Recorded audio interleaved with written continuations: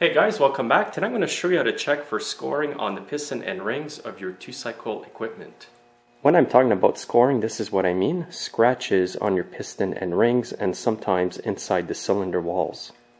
Before you take apart your 2-cycle equipment, I just want to tell you a few symptoms of a scored piston and rings. And these will be that your chainsaw or grass trimmer will have no compression. It's not going to have the power that it used to have as well. To give you an example, here's a Husqvarna 36 and the top end is shot. What I mean by the top end is the piston, rings, and cylinder, and it's very easy to pull over. So if your saw is easy to pull over like this, then there's definitely an internal problem. And on this spool line here, the motor is seized. So this can be another symptom of a damaged piston and rings. So what I'm going to do today is quickly show you how to check these two chainsaws to see if the piston and rings are scored. The first thing you want to do is remove the muffler, and on this pull line here I'm just going to remove the nut over here, and this little cover is going to come off, and there's a spark arrestor behind it. And I'm going to reach inside with a T25 torque screwdriver and remove the two bolts that are there. There's one here and one over here. And now remove the muffler. There's also going to be an exhaust gasket here and a plate as well. And to make things a little bit easier, I'm going to remove the top cover. And to do that, you have to loosen 3 screws on the top. And now this is what it's going to look like. And now what we have to do is look through the exhaust port to see what it looks like in there. And I'm going to zoom right into the port, and you can see there that the piston is all scratched. Unfortunately, the motor is seized, so I cannot move the crankshaft to move the piston up and down, but you can just imagine what the rest looks like. So definitely this motor is shot for sure. To repair this, you would need to replace the cylinder, piston, and the rings. And that's not cheap. Sometimes you're just as well better to go buy another chainsaw. Now I'm going to move on to this little Husqvarna chainsaw. You have to loosen the 3 screws over here to get the top cover off. It's always easier when the cover is off. Now with a 5/16 nut driver, I'm going to remove the 2 bolts. You can also use an 8mm socket as well. And once the bolts are completely loose, just pull on the muffler. The front half is going to come off. And in this muffler here, there's a little baffle inside. And on the inside over here, there's another bolt. And I'm just going to remove it. This will make it easier to see in there with the muffler completely off like that. So here's a close look inside. You can see that it's all scratched and scored. Now I'm going to crank the engine over just so you can see the complete piston and ring. There's only one ring on this piston. And you can see that it's seized on the piston. It's a bit hard to tell if there's damage inside the cylinder, but I assume that there would be if I took it apart.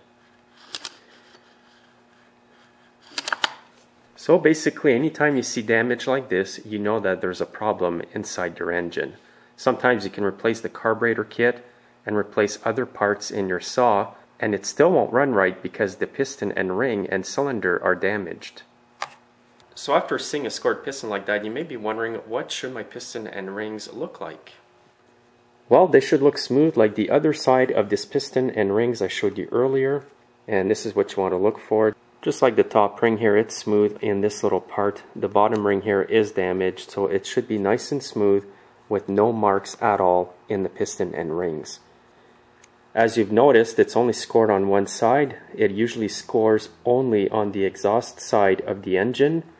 I rarely see scoring on this side of the piston and rings.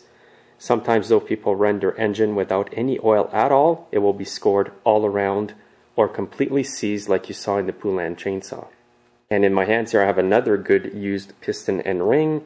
As you can see, there's a few nicks in it, but overall it's still in good condition. It's nice and smooth, and it would still run inside of an engine. On this Poulan chainsaw over here, I suspect that they ran it with no oil in the fuel. And in this Husqvarna chainsaw over here, I suspect that they ran it a bit too hard and that it overheated. Another reason why it may have blown like that is that there could have been some carbon on the exhaust port and may have broken loose and gotten inside the cylinder. So if ever you take your chainsaw apart and you see a lot of carbon buildup over here in the exhaust port, make sure to clean it off, make sure none of it gets inside the cylinder, and clean it with the piston up like this where you do not see the piston ring at all. Do not clean the port if the piston is down and you can see inside the cylinder, because the carbon may go inside the cylinder and ruin it. Always scrape the carbon toward you outside the cylinder and you should be okay. So before I end off the video today, I'm just going to give you a few tips as to how to prevent this from happening to your equipment. First of all, make sure you use a good high quality 2-cycle engine oil and mix it according to the manufacturer's specifications. Usually it's 50-to-1 or 45-to-1 or 40-to-1. And the reason why it's important to mix your fuel accordingly is because if you put too much oil, it can cause carbon buildup inside your engine, break off, and cause the damage that you just saw in those two chainsaws. On the other hand, if you don't put enough oil in your gas, you can also get the same damage that I just showed you, especially on the Poulan chainsaw. It's going to cause your engine to seize. If it doesn't seize, the piston rings and cylinder will be finished because they will be scratched and you will have no more compression. Another good tip is use your equipment for what it was designed for. Don't use a small unit to perform a big job that it wasn't meant to do, because the engine may overheat and then cause the same damage that I just showed you.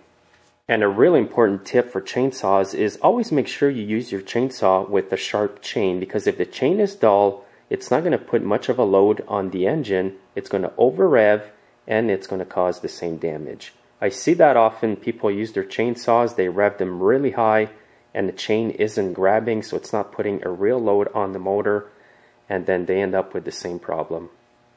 And also, do not rev your piece of equipment with no load on it. So if you have a grass trimmer or a chainsaw, don't rev it for too long if it's not under load. It's okay to rev it when you adjust the carburetor and a bit here and there, but not for a long period of time. Another tip too for your 2-cycle equipment is always make sure that the carburetor is set properly. If it's set too lean, it could cause the engine to overheat and you could end up with a scored piston and rings. Another really important thing is to make sure that the air filter is always in good condition on your equipment, especially if you use concrete saws. And another good tip to prevent your engine from getting damaged like this is to regularly clean the exhaust port. So that's about all I can think about for now. If you have any more suggestions, you can post them under the video. I'm sure will be appreciated by myself and the other viewers. Thanks for watching, guys, and we'll see you next time.